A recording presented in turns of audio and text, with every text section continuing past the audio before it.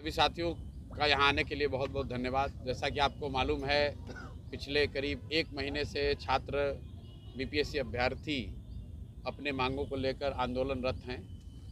उस दिशा में छात्र गर्दनी बाग में सैकड़ों की संख्या में हर रोज़ बड़ी कठिनाई में अनशन पर बैठे हुए हैं, धरने पर बैठे हुए हैं।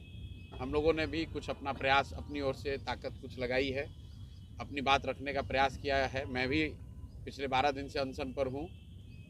एक अच्छी बात ये हुई है कि कल यहाँ के महामहिम राज्यपाल महोदय ने, जिनसे पहले जनसुराज का एक डेलीगेशन मिला था, उन्होंने अनशन तोड़ने की बात कही थी, लेकिन कल स्वयं से उन्होंने पहल करके छात्रों के हित में एक बहुत बड़ी बात कही है। उन्होंने कहा है कि छात्रों के शिष्टमंडल को भेजा जाए ताकि वो उनसे बात कर सकें और यथासंभव वो कोशिश करेंगे कि छात्रों की जो समस्याएं हैं, जो इनकी बात है, इसको यथोचित सुना जाए और उस पर कार्रवाई हो। उसके लिए वो सरकार से अपने स्तर पर प्रयास और पहल करेंगे।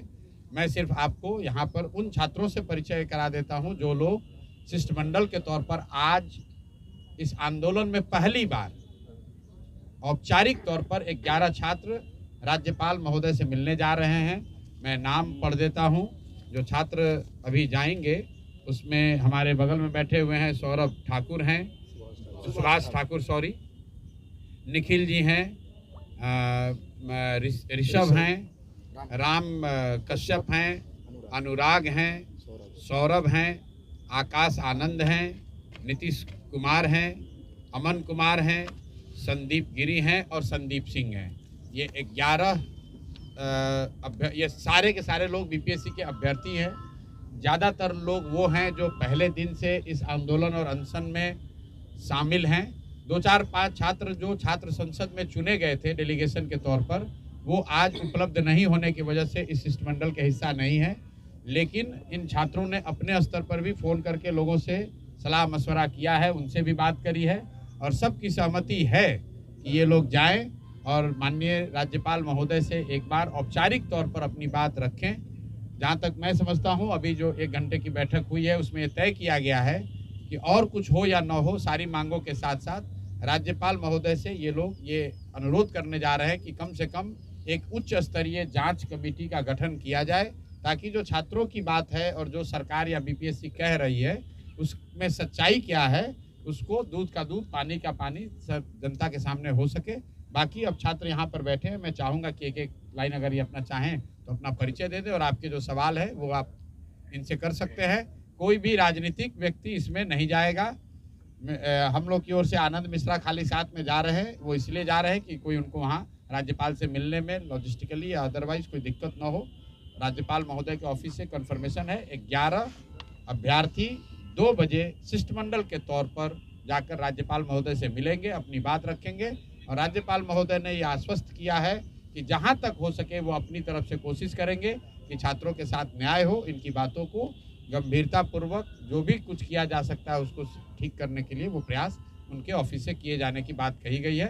मैं अब छात्रों के हवाले माइक कर रहा हूँ, जो ये चाहे वो कर सकते हैं। जहाँ तक मेरा सवाल है, मेरा अनशन जो 12 दिन से चल रहा है वो अभी जारी है और आगे अभी तोड़ने, अगर जब अनशन तोड़ेंगे तो आपको बताएंगे। अभी उस पर कोई निर्णय मैंने नहीं लिया है।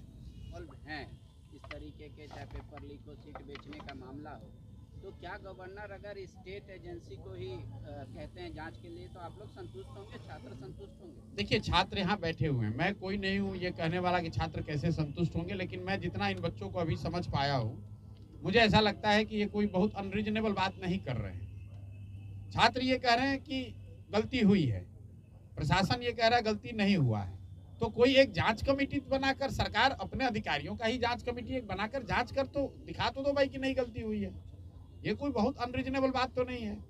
अगर छात्र कह रहे हैं भाई 5 आदमी मुख्यमंत्री से मिलकर अपनी बात कह दें, मुख्यमंत्री को मिलने में इतना कोई दिक्कत तो नहीं होना चाहिए। तो मुझे लग रहा है कि इनका जो डिमांड है वो अनरीजनेबल नहीं है, सरकार अनरीजनेबल है। अब यहाँ पर संवैधानिक तौर पर पूरे सरकार व्यवस्था के गार्जियन है राज्यपाल, और उन्होंने अगर स्वयं से पहल करके बुलाया है तो इनका दायित्व है लोकतंत्र में, जो जिन लोगों का भी हम लोग का यकीन है कि राज्यपाल महोदय ने जब बुलाया है तो ये छात्र जाएंगे, अपनी बात रखेंगे और हम लोग उम्मीद करते हैं कि राज्यपाल महोदय यथोचित निर्णय लेंगे। प्रशांत जी, आप अनशन पर लगातार बैठे हैं, राज्यपाल से मुलाकात होगी छात्रों की, इसके बाद क्या अगर कुछ पॉजिटिव इनको होता है? इनको मिलकर आने दीजिए।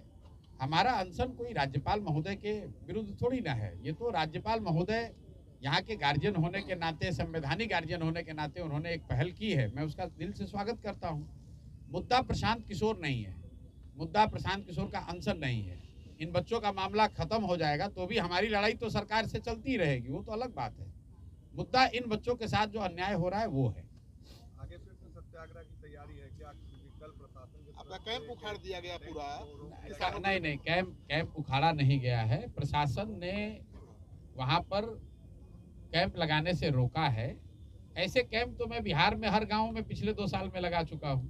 प्रशासन को ऐसा डर है या किसी ने उनको बता दिया कि अगर यहाँ प्रशांत किशोर आकर बैठेंगे फिर हजारों की भीड़ हो जाएगी, फिर दिक्कत होगी, तो उसको हम लोग प्रशासन को क्लैरिफाई कर रहे हैं। मेरा हिंसा में कोई यकीन नहीं है, कभी हम लोग हिंसात्मक कोई काम ना करते हैं ना आगे करेंगे।